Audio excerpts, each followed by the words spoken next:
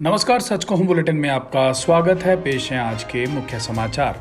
प्रधानमंत्री नरेंद्र मोदी ने वीरवार को राजधानी स्थित अखिल भारतीय आयुर्विज्ञान संस्थान एम्स में कोविड-19 रोधी टीके की दूसरी खुराक ली और इस महामारी को परास्त करने के लिए टीकाकरण को एक प्रभावी उपाय बताते हुए उन्होंने सभी पात्र लोगों से जल्द टीका लगवाने की अपील की।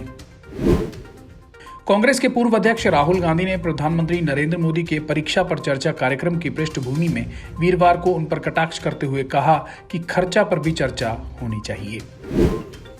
सेना प्रमुख जनरल एमएम नरवणे वीरवार को बांग्लादेश की 5 दिन की यात्रा पर रवाना हुए। इस यात्रा के दौरान दोनों देशों के बीच कई रणनीतिक मुद्दों पर सहयोग एवं समन्वय बढ़ाने को लेकर चर्चा की जाएगी।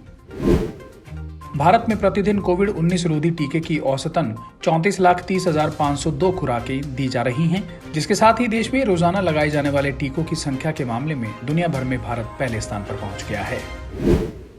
दिल्ली हाईकोर्ट ने विभिन्न राज्यों में जारी चुनावों के दौरान प्रचार में शामिल प्रत्येक व्यक्ति के लिए मास्क का इस्तेमाल अनिवार्य बनाने के लिए दायर याचिका पर केंद्र सरकार और चुनाव आयोग से वीरवार को जवाब मांगा।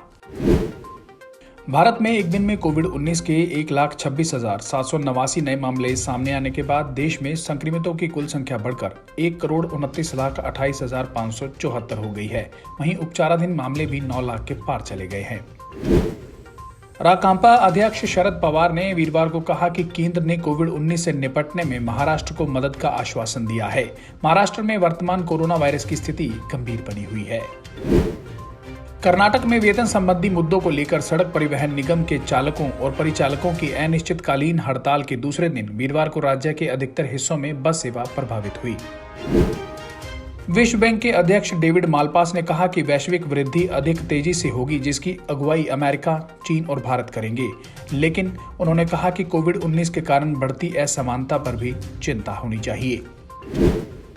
न्यूजीलैंड ने देश में आने वाले लोगों की कोविड-19 से संक्रमित होने के मामले बढ़ने पर भारत से आने वाले यात्रियों पर 11 अप्रैल से करीबन 2 हफ्तों के लिए पहली बार अस्थायी प्रतिबंध लगा दिया है। इसमें भारत से लौटने वाले उसके नागरिक भी शामिल हैं। चीन की सरकार ने अमेरिका को चेतावनी दी है कि वे अगले साल बीजिंग में होने वाले शीतकालीन ओलंपिक का बहिष्कार न करें। अब खबरें हरियाणा से। हरियाणा के करनाल जिले में गुरुवार सुबह दर्दनाक हादसा हुआ। यमुनानगर स्टेट हाईवे पर इंद्री रोड पर 2 ट्रकों की भिड़ंत हो गई। हादसे में एक ट्रक के ड्राइवर की मौके पर मौत हो गई। वहीं दूसरे ट्रक में सवार 3 लोग घायल हो गए। उन्हें अस्पताल में भर्ती करवाया गया है। हरियाणा के यमुनानगर जिले के सारण गांव के पास बाइक सवार युवक से मारपीट करके 3 बदमाशों ने लूटपाट की। तीनों बदमाश युवक से करीबन 1,24,000 रुपए, लैपटॉप, मोबाइल व अन्य दस्तावेज लूटकर फरार हो गए। किसी तरह पीड़ित युवक थाना छपर पहुंचा और पुलिस को मामले की शिकायत दी। फतेहाबाद के टोहाना में अपराध एजेंसी सीआईए ने गश्त के दौरान एक युवक को 1.25 किलो अफीम के साथ गिरफ्तार किया है। आरोप है कि बुधवार रात पकड़ा गया पंजाब का रहने वाला यह युवक पंजाब से लाकर यहां हरियाणा के विभिन्न इलाकों में नशा सप्लाई करता है। युवक ने पुलिस से पूछताछ में बताया कि वैसे तो वह खेती करता है, लेकिन साथ ज्यादा पैसे कमाने के लालच में आकर यह काम शुरू किया। वीरवार को पुलिस इसे कोर्ट में पेश करके आगे की जांच पड़ताल का क्रम शुरू कर दिया है। हरियाणा के पंचकुला जिले में स्कूल फीसों को लेकर अभिभावकों ने प्रदर्शन किया। वीरवार को अभिभावक सेक्टर 15 स्थित भवन विद्यालय के बाहर जुटे और स्कूल प्रबंधन के खिलाफ नारेबाजी की। अभिभावकों का समर्थन करने के लिए हरियाणा के पूर्व उप मुख्यमंत्री चंद्रमोहन भी मौके पर पहुंचे। विरोध प्रदर्शन की जानकारी मिलते ही पुलिस भी मौके पर पहुंच गई। रिटायर आईएएस धनपत सिंह होंगे हरियाणा के नए राज्य चुनाव आयुक्त। धनपत सिंह को राज्यपाल ने नए राज्य चुनाव आयुक्त की शपथ दिलाई। मौजूदा राज्य चुनाव आयुक्त दिलीप सिंह का कार्यकाल पूरा हो चुका है। दिलीप सिंह की आयु 65 वर्ष की होने के चलते उनका कार्यकाल पूरा हो गया।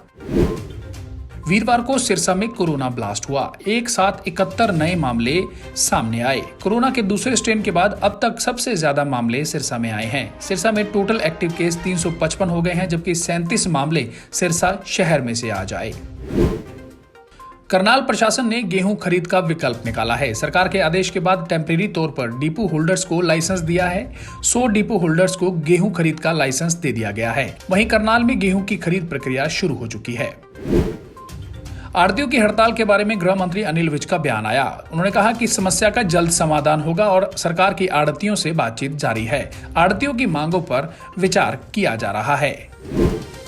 फर्जी डिग्री पर प्रैक्टिस कर रहा एक डॉक्टर गिरफ्तार किया गया है। झांसी के रमन अस्पताल के डॉक्टर को पुलिस ने गिरफ्तार किया। दूसरे अस्पतालों में भी छापेमारी इस मामले में जारी है। वहीं छापेमारी की खबर मिलते ही बहुत से डॉक्टर रफू चक्कर हो गए।